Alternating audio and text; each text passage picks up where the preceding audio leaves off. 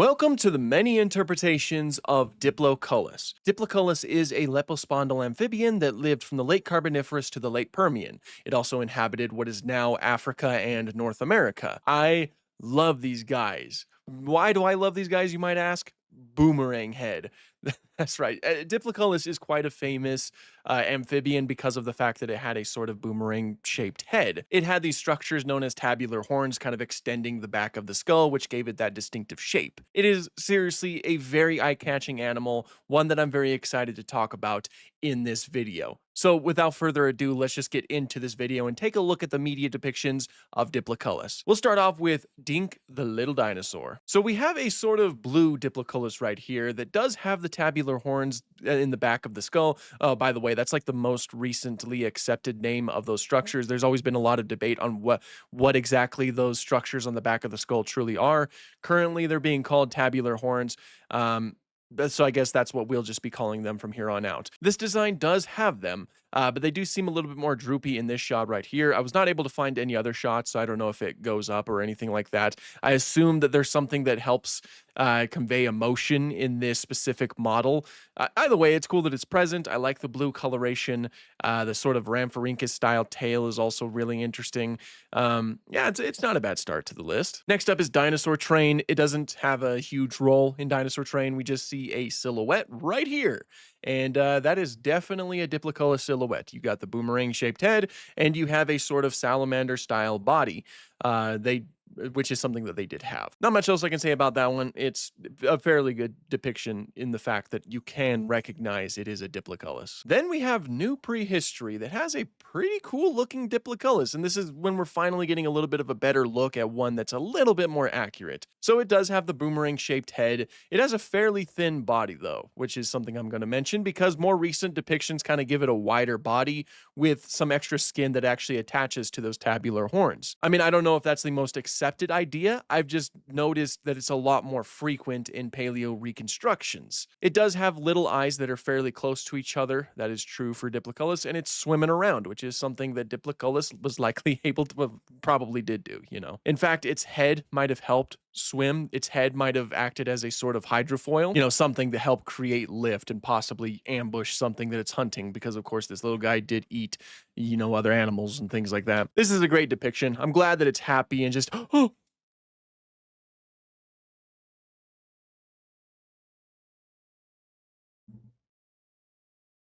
Next up on this beautiful list, we do have back to the Permian. We get quite a few Diplocauluses. Their designs are very recognizable. They have the boomerang-shaped head. They have eyes that are very close to each other towards the front of that boomerang-shaped head. And, you know, salamander-esque bodies. It's very nice to see these guys peaceful, too, and just, oh! There's, oh. So much death. Now, there is like a little, I think, short film or trailer on YouTube done by Toy Animation. I think that's how it's pronounced. It's a little bit of an anime. There's a little green Diplocaulus right here that is adorable. I love the green coloration, and it is very recognizable as Diplocaulus. The eyes are in the correct place and everything.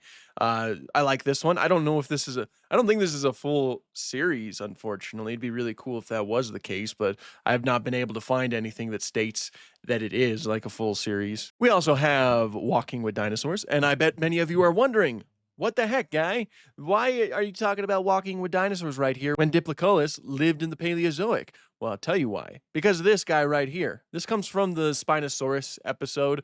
It's a little amphibian that kind of looks a little bit like a Diplocaulus. Its skull is kind of similar to that. It has a wider body, like how Diplocaulus is often portrayed nowadays. It's not Diplocaulus, I'll be clear on that. The folks who made Walking with Dinosaurs, I believe they did state that it's meant to be some sort of like generic wide-bodied amphibian or salamander or something like that. But it does look a lot like Diplocaulus, so I definitely had to include it. It's sort of like an honorable mention, I suppose. Next year, Surviving Earth will be coming out, and it looks like we'll be seeing Diplocaulus getting eaten by a Dimetrodon. Little fun fact though, that actually does have some evidence to help support it. There is bite marks on Diplocaulus fossils that seem to match up with the tooth shape of Dimetrodon. So it does seem like Dimetrodon would eat Diplocaulus from time to time. Oftentimes you'll see it kind of like pulling it out of a burrow. It's thought that Diplocaulus was in a sort of burrow when it was like, getting eaten by the Dimetrodon. There's various pieces of artwork out there that depict something like that. And it looks like we're going to be seeing something like that in in Surviving Earth, where it digs up the Diplocaulus and then drags it out to consume it, which is horrifying and terrible, and so much Diplocaulus death in this video. Very excited to see it though. Now, we do have quite a few video games to take a look at. We'll start off with some of the Jurassic franchise games like Jurassic Park 3 Park Builder. It looks pretty darn good. It captures the whole essence of Diplocaulus pretty well. You got the boomerang shaped head. I like the colors. The colors are very nice, and it is hanging out in water, much like how Diplocaulus would have been doing it in life. Very good. It's a good start to the video game section. We go on to Jurassic World, the game, and we start getting some very interesting designs right here. For one, it does seem to be larger than Diplocaulus was in life. Diplocaulus wasn't small by any stretch of the imagination, but it certainly wasn't huge, if that makes sense. This guy does seem to be quite a bit bigger than Diplocaulus was in life. And I'll also note that its eyes are like more so towards the side of the head, kind of way too far apart, when in reality, Diplocaulus had eyes that were a lot closer to the front of the skull, and they were closer to each other. It's not a terrible design. It still does have the boomerang shaped head, which is beautiful. I love seeing it. And then, obviously you level it up to level 40 and you get some extra structures and more vibrant colors. And yeah, it's a fun design. The same things can be said about Jurassic World Alive with both of their models. They have eyes that are way too spread apart, and their heads are way more rounded towards the top. Diplocaulus had a little bit more of a flattened head on top of it. It really was just like an arrow just pointing in one direction. It is such a weird head, and I just love it. They still do have the tabular horns, but they are still pretty different from the way that Diplocaulus would have looked in life. Ark has a Diplocaulus, and I quite like this one. It applies some of the elements that we've been talking about. The eyes are closer to each other. The head is a little bit more flat. And it really does look like an amphibian. It's oversized, of course, and it is a little bit stylized in a few different areas, but at least it's a little bit closer to what you would expect from a Diplocaulus depiction. So I don't really hate it. I think it's pretty cool. I didn't even know that Ark had a Diplocaulus, so this was kind of like a fun little surprise. Robinson the Journey has this fella right here that I adore. I like the way that the tail looks. Now, I don't believe a full tail is known of Diplocaulus. There's like a few vertebrae that are known, but I'm sure that a tail like this is not outside of the realm of possibility. I like the head shape, and I like how it does seem like it's a little bit stylized while also keeping in that sort of accuracy. I like the colors, and I like the shine on its skin, which is something that helps make it feel a lot like an amphibian. So awesome with that one. Then we do have Pokemon. This is something that a lot of people certainly wanted me to include. There is Dreepy right here. It's got more of like a boomerang style head. So I'm sure it's very much possible that these guys were inspired off of Diplocaulus, which I think is pretty darn cool. I'm not going to really talk about accuracy, of course, because I don't think that was the goal, but they still look cool. They got forward-facing eyes like this that are pretty close to each other, and the sort of tabular horns on going to the back. The same can be said for Dracloak, which I believe is the next evolution. This one gets like a tiny one on top of his head, and it looks cool. I like it. It's also kind of like a little bit of like a plane, which I think is fun. And then there's also Dragapult. As far as the tail goes and the rest of the body, it really reminds me of an amphibian. The head shape is still pretty reminiscent to Diplocaulus as well. So I wouldn't be surprised if these are meant to like be a reference to Diplocaulus. And if they are, that's just really cool. Now, my friends, we do have Path of Titans mods. Right here, we have Ivy's Great Diplocaulus mod, which I quite like. I think this one's a little bit more recent because I don't remember seeing this one. So it was like a nice surprise to see that there was another one. It does give it the sort of boomerang style head, these tabular horns back here. The tail looks pretty interesting as well. Different models include Salamandroides, which is a type of species. Brevirostris is also another type of species. Looks pretty darn cool right there. Magnicornis is also another species. I look how it attaches right there. I might That's so interesting. Let's check that one out. I don't know if Duncani is a species. I don't have it on my list anyway, unless it's a species that I've missed. Kulisukai is definitely not a species. I think it's meant to look like Kulisukas, which is fun. Gnarled. That's interesting. That's interesting. Yeah, we'll check this one out real quick. And we are swimming. Look at us go. Yeah, I like it. I like it. You know, it has everything that we have been talking about. I like the movements that it has. Sort of like some eel-like movements in the tail, which is pretty likely. That's probably how it would propel itself forward. So it's very nice to see it right. Oh my gosh, look at us jump. That's so fun. Yeah, no, it's a good mod. I like it. So far, that's a great start. There is, of course, another Pathotines mod that we will take a look at in like 2 seconds, give or take. Yeah, right here is the KTO Diplocaulus as well. Much like the previous one, of course, this does capture a lot of what we've talked about thus far.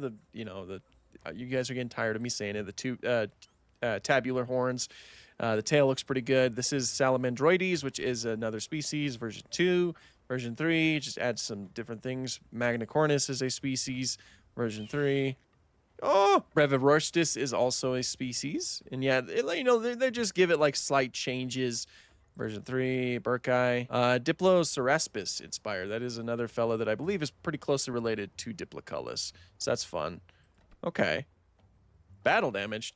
Oh no! Your tabular horn! How dare whoever did that? All right, let's go and check it out. Let me actually start off on land right here. Oh, this is cool. I have played as this. Like I did play as this in the past. I actually recorded a whole video when it came out. Unfortunately, I lost that footage, so that video never happened. But it looks good. You know, they both look really good. They both really feel and look like Diplocaulus, if you ask me. Like they capture some important things like the tabular horns. Those eyes, the placement of the eyes is very good as well. Such a weird animal. Don't you just love it? Don't you just love weird animals like that? Such an interesting amphibian. Dare I say, probably one of my favorite amphibians to ever exist. Oh no. Ah, come here. Oh, I killed it. All right, yeah, well, those are the Pathotines mods. We also have good old-fashioned fossils and archaeology that gives us this beautiful Diplocaulus right here. Right there, as you can see, it does have like some extra skin kind of connecting the tabular horns with the rest of the body. That is fairly common. Like that's a fairly common way to depict Diplocaulus nowadays. Which I think looks really interesting and gives it a very distinctive shape. I also really love the colors on this. Get in the water, get in the water, get in the water, get in the water.